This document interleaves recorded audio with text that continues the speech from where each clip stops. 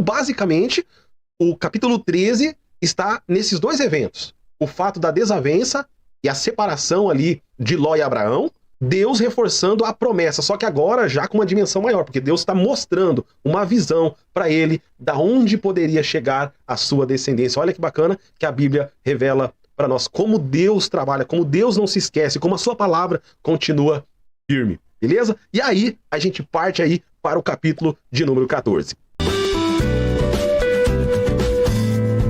Olá, a paz do Senhor a todos, eu sou o Carlos Eduardo e você está no Meditando nas Escrituras. E hoje o vídeo não é comigo.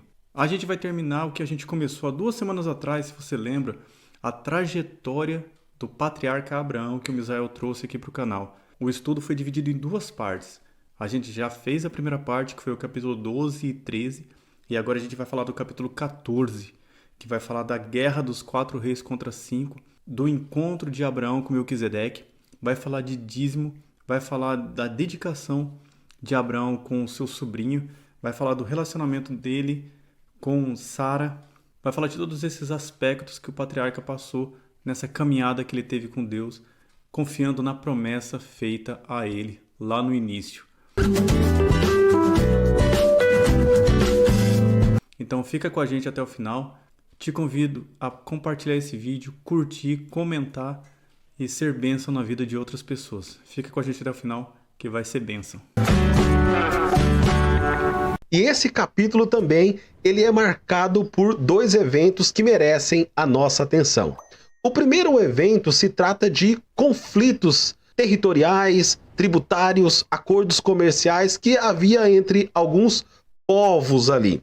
E o segundo é marcado por um encontro de Abraão com uma autoridade espiritual conhecida nas escrituras como Melquisedeque, que era um sacerdote daquela região ali de Siquém. O capítulo 14 começa descrevendo esse conflito de guerras que tem aí nas suas Bíblias, normalmente, guerra de 4 reis contra 5. E um rei que se destaca aí é um chamado Quedorlaomer, que estava ali juntamente com mais 3 reis, e eles então entraram em guerra com 5 reis, porque essas outras cidades decidiram o seguinte: não vamos pagar mais tributos para vocês, não vamos submeter mais a esse acordo, e então começou uma guerra entre eles. E a guerra foi deflagrada, e Quedorlaomer saiu vitorioso dessa guerra. Mas as cidades que eles atacaram era a cidade, grava esses nomes aí, Bera, Sodoma, Birsa, Gomorra e Admá. E tem mais aqui algumas, que eram 5 cidades. Ou seja, lembra que quando Ló escolheu uma região para morar, ele partiu para o lado de Sodoma e Gomorra, essas 2 cidades. O que acontece? Quedorlaomer, juntamente com mais esses outros reis que estavam com ele, vence a guerra. Então ele confisca os bens das pessoas daquela região, levam os homens presos, levam as suas mulheres, levam todos os seus bens. E aí o que acontece? Sempre tem aquele que está lá no meio da guerra, quando vê o negócio estralando, começa a correr e vaza. O que acontece? A notícia chega até Abraão. E o que acontece? Ló havia sido levado, preso. Todos os seus bens haviam sido saqueados por esses reis. Quando Abraão fica sabendo de toda essa situação, Abraão diz o seguinte: vou resgatar o meu sobrinho Ló. Não pode viver dessa forma. E aí o que acontece? Ele convoca 318 homens nascidos da sua casa, e esses homens eram extremamente capazes, eram homens altamente preparados, peritos em guerra, e saíram para guerrear contra Quedorlaomer e todos aqueles reis que estavam com ele. E eles estavam na intenção de trazer Ló de volta, resgatar tudo aquilo que ele possuía. Então Abraão sai em direção, juntamente com esses homens, e esses homens então perseguem Quedorlaomer, juntamente com aqueles outros reis, e eles vencem Quedorlaomer. E aí eles trazem Ló de volta, juntamente com todos os seus bens, as suas mulheres, né, os animais que eles possuíam, e Abraão volta vitorioso dessa guerra. Aí o que acontece? Quando ele está retornando, vem ao encontro dele uma figura conhecida como Melquisedeque, rei de Salém, trazendo pão, vinho, e esse era sacerdote do Deus Altíssimo. Então o que esse homem faz? Ele abençoa Abraão e diz para Abraão da seguinte maneira: bendita seja o Deus de Abraão, pelo Deus Altíssimo, que possui os céus e a terra. E bendito seja o Deus Altíssimo, que entregou os teus adversários nas tuas mãos, e de tudo lhe deu Abraão o dízimo. Então veja aqui esse detalhe importante, o dízimo. O dízimo é uma prática muito antes dos mandamentos de Deus. Hoje existe uma confusão muito grande dentro das comunidades, há bastante discordância a respeito do dízimo, mas veja que o dízimo já é uma prática muito antes de Deus ter estabelecido aquilo dali para o povo. Então, qual era a condição que Abraão deu o dízimo? De tudo que ele havia possuído nos despojos da guerra. Então ele vai dar o dízimo de tudo aquilo que ele havia recebido. E aí, logo em seguida, vem-lhe ao encontro também um rei aqui de Sodoma. E ele vai dizer da seguinte maneira aqui para Abraão: olha, dá-me as pessoas e os bens, pode ficar tudo contigo.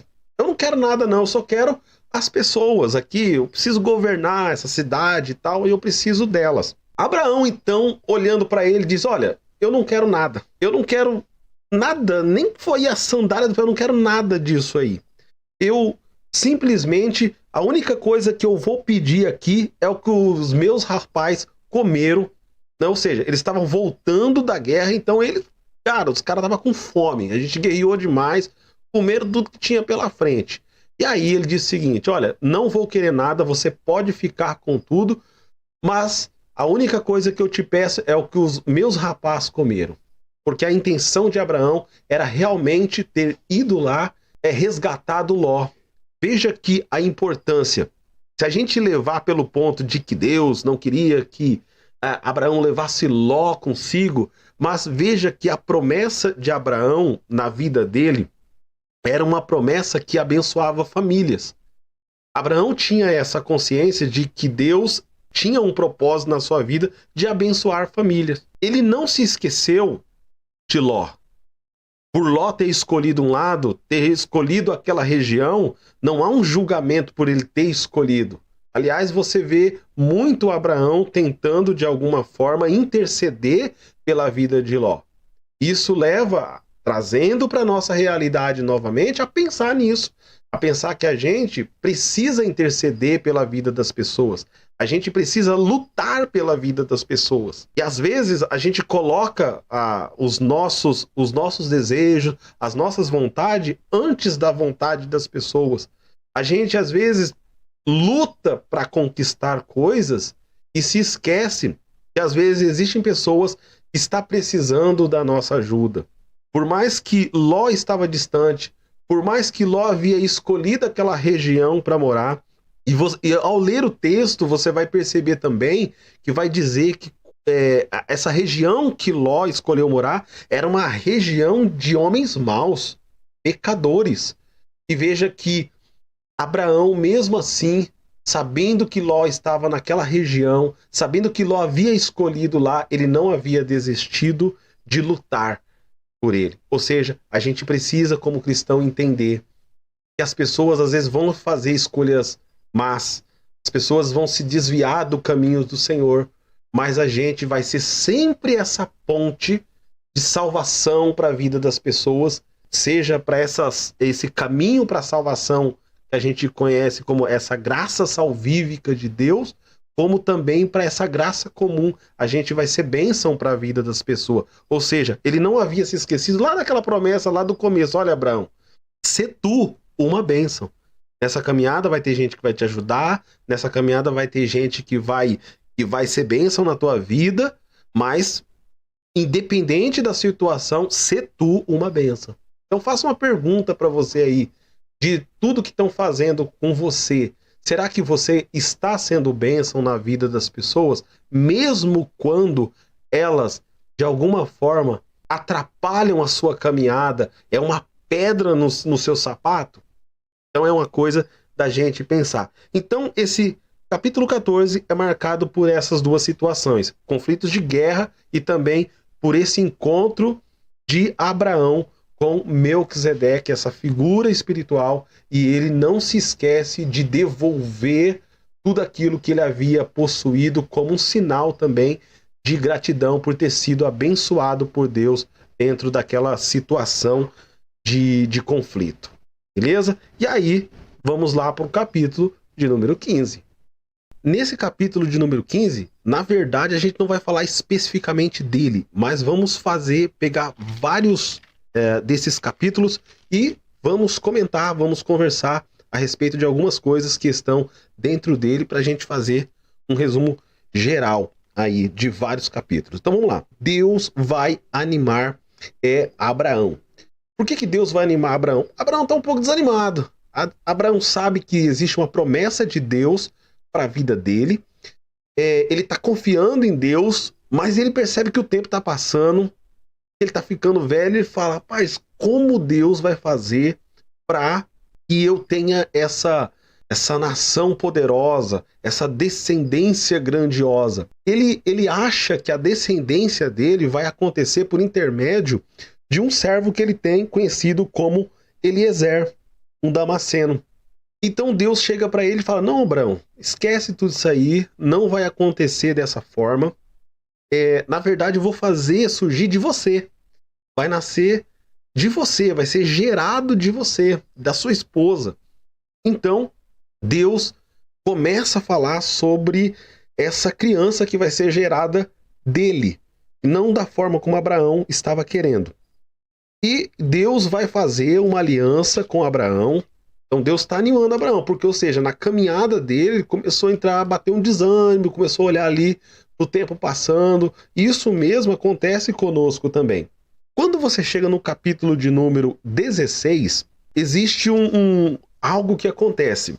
Sara, percebendo a sua idade, ela então sugere a Abraão para que Abraão toma Agar, que é uma funcionária também, uma serva, como esposa, se deite com ela.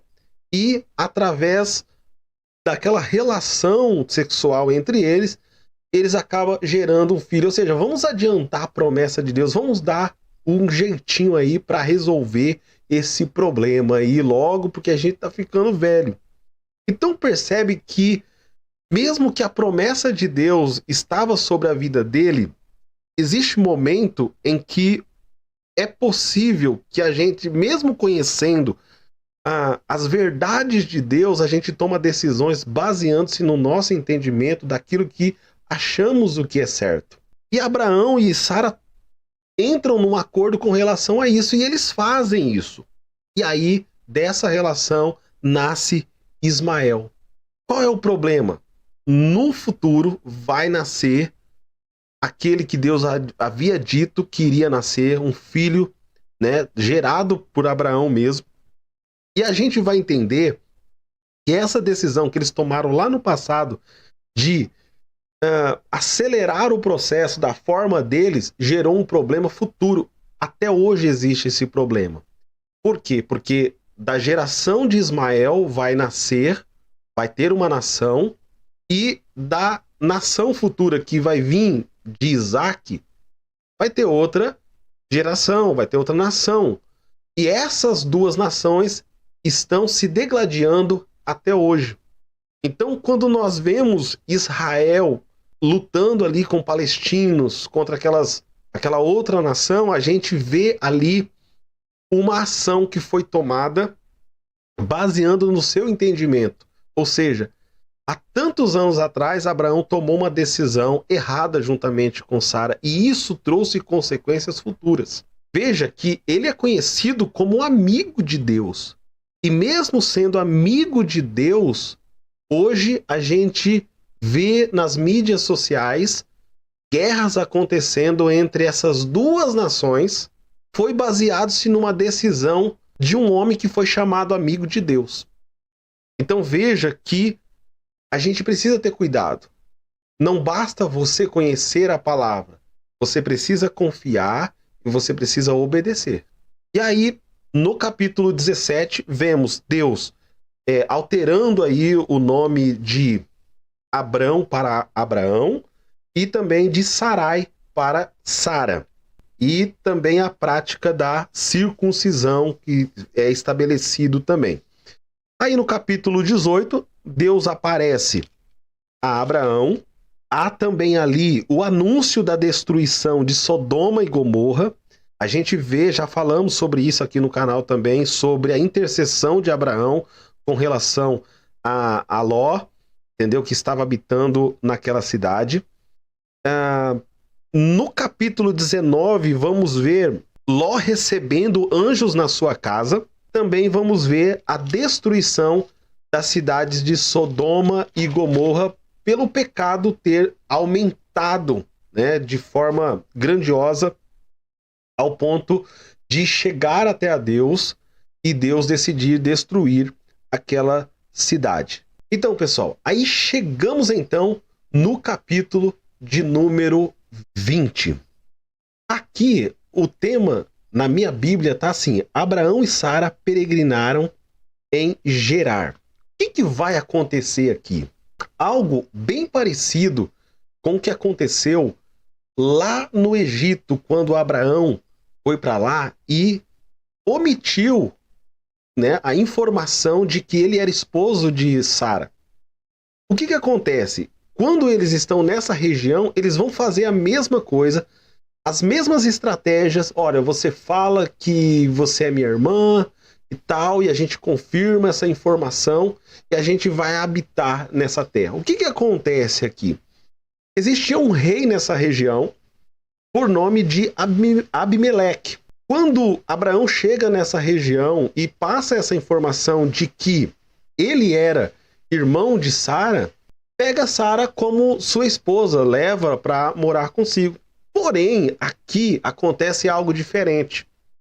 Aqui o próprio Deus vai aparecer em sonho e falar com Abimeleque. E vai dizer para ele, por causa daquilo que ele havia feito, ele iria morrer.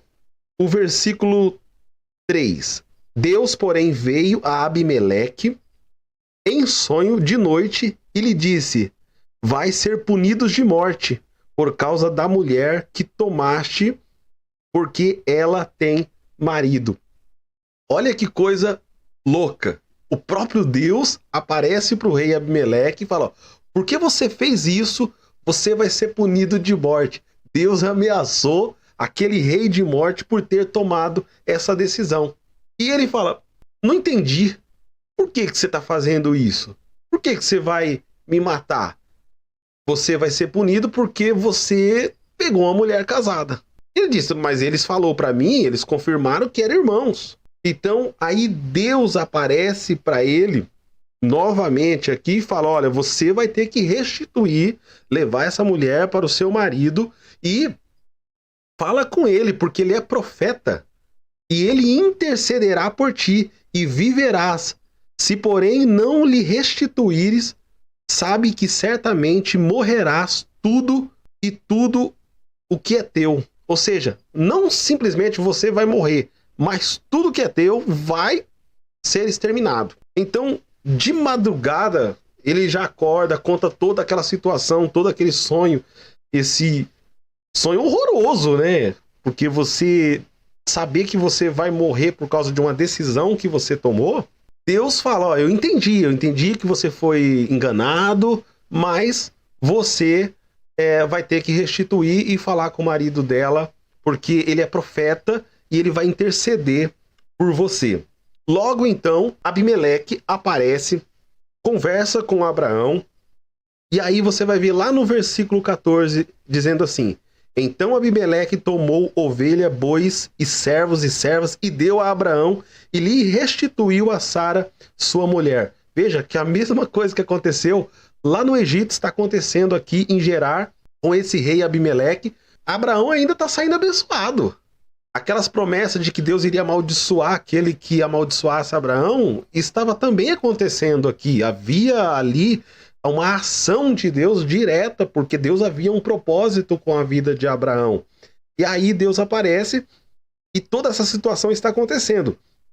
Disse Abimeleque: a minha terra está diante de ti, habita onde melhor te parecer. Ou seja, o cara tá tão com medo, tão desesperado com essa notícia, que ele tá oferecendo tudo a Abraão. Olha, cara, onde você quiser morar aqui, você mora, o que importa é resolver essa situação.